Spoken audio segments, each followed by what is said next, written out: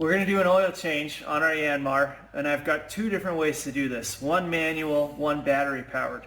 If you don't want to have a huge bucket and pay a lot more money for the battery powered one, you can use this manual version. And all it is a siphon pump. So you take this hose, you put it in the dipstick hole, and you pump until it starts pulling out oil, and you wait for it to finish. You can actually hear it sucking as it goes. The faster, more professional way and the more expensive way to do it is to buy the battery powered one. So this is a 12 volt battery pump. You just hook it up to your 12 volt on board and it works the same way. You take this hose, put it in the dipstick hole, turn it on, and it'll pump the oil out for you. So that's what we're going to do today, just because it's a little quicker. So our dipstick, straightforward, just like on a car, we want to pull it out. One thing to keep in mind on these dipsticks that's really important is these barbs on here. And what happens is those will eventually wear away because they're rubber and this engine's vibrating and it gets hot and cold and hot and cold. What happens is if these wear away or if the dipstick isn't fully inserted into the hole, it's going to wiggle itself out and you're going to spray oil all over your engine compartment. We really don't want that to happen. So you want to make sure that even this dipstick gets replaced every once in a while, making sure that those barbs are still holding tight. So we've got that out of the way. Let's put our hose in. So it's just going to go straight into this dipstick hole here. Make sure there's no crud on it. I want to push that all the way in as far as it goes, and then you just hit the switch, wait for the oil to come out. You can see this is actually really nice and clean oil because I did an oil change on this 10 minutes ago in engine hours.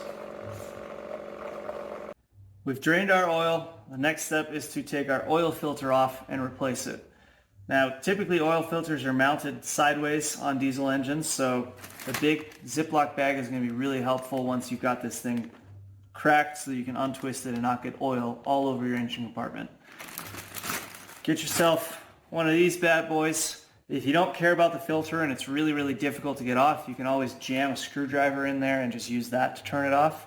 But we're going to use this today because we're going to reuse this filter. We're going to tighten this on. And we want to turn just enough so that I can finish unturning by hand. Not quite.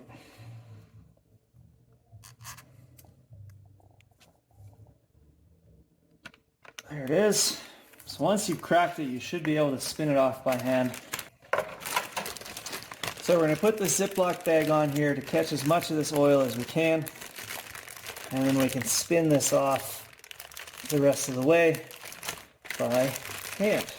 Now you're going to get oil in places that you don't want to get oil. That's just part of the deal. But with this trick, you're going to at least catch a lot of it.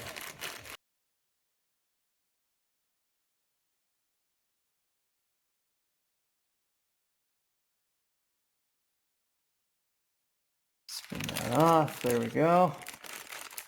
Now I've got a dirty old oil filter that I can replace. And I caught all my oil inside my Ziploc bag. I haven't made any sort of mess. So now we have our new oil filter. One thing that's really, really important to remember is that we want to make sure that this O-ring is wet. If we put this on dry, it can crack, it can get brittle, and it's going to be really difficult to get off later.